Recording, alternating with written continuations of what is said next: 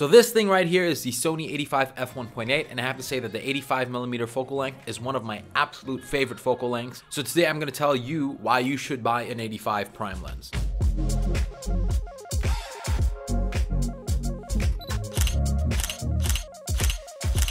Welcome back to the channel. For those of you who are new, my name is Daniel. I'm a photographer, videographer based here in Thailand, and I'm going to be hopefully convincing you to buy an 85 prime lens today. This Sony A7IV f1.8 is honestly one of my favorite lenses. It's on par now with the Sigma 35, which I picked up recently, but for the better half of like 2.5 to 3 years, this 85 really was, in my eyes, one of the best lenses that I've ever used. And because I've been using this lens so religiously for so long, I think that I definitely should spread the gospel of the 85 prime. One of the most important things when it comes to buying a lens and reviewing a lens is the image or look that this lens produces. The 85 is considered by a lot of people the perfect portrait lens, and I have to say it's pretty much spot on. The 85mm is considered a telephoto lens, which is always great for portraits because it really makes your subjects look flattering, and because it's a telephoto and you get that nice bit of compression, it really helps separate your subject from the background. And especially if you got something like a f1.8 or f1.4, you can really just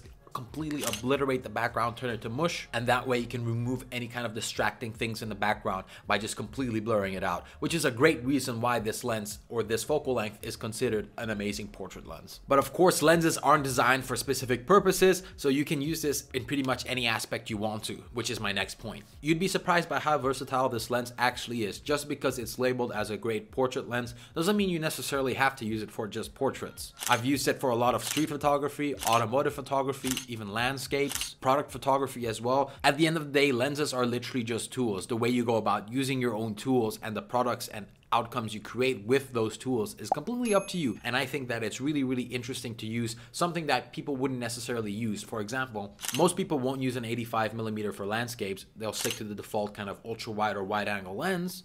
But if you use this lens to its advantages and focus on getting those kind of hyper-focused or subject-orientated photos, then you're gonna find out that you can actually make some really nice landscape photos with this lens, even though that's not what 90% of people use this lens for. Which brings me to my next point, which is limiting yourself. This is a little bit more general advice regarding prime lenses in general, but it still definitely applies to this lens specifically. By limiting yourself to just using an 85mm prime lens, which I definitely recommend you guys do anytime you get a new lens or anything like that, force yourself to use only that lens on a photo shoot.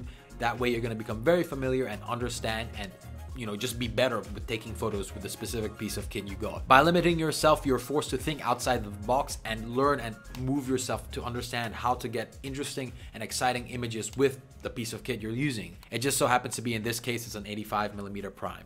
And by limiting yourself to just using one focal length, you're really going to learn how to capture amazing images and interesting images from pretty much any environment, any angle, any kind of lighting, and you're obviously going to become better as a photographer, which is another great reason why you should pick up a prime lens. And my final point is the value you get out of these 85mm prime lenses. Like I mentioned earlier, these are amazing lenses for portrait photography, and a lot of people do portrait photography. And what that means is there are a lot of these 85mm prime lenses floating around on the marketplace. A lot of companies are trying to make these 85mm prime lenses, and that means that you're going to get better and better lenses for a better price. I picked up this 85mm f1.8 from Sony for around about $300 US used, and I have to say that's really just amazing value for an 85 1.8, super tack sharp, great autofocus, and just overall amazing image quality.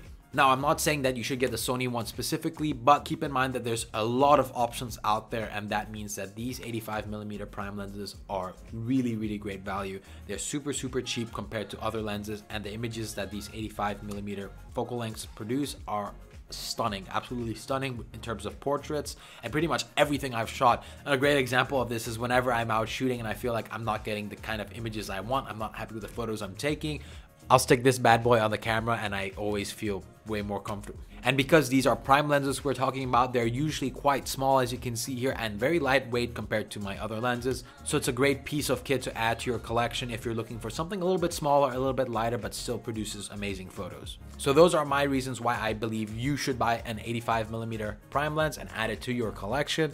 Really, I don't think you're going to regret it. If you do, then you can come back in this video and comment in the video and say, Daniel, you bastard, you lied to me. If you enjoyed this video, then I would definitely appreciate a like like, and subscribe. And be sure to check out my preset pack, which I'll have linked down below to make your editing life easier. And if you want to get the similar style photos to me, and I'll see you guys around.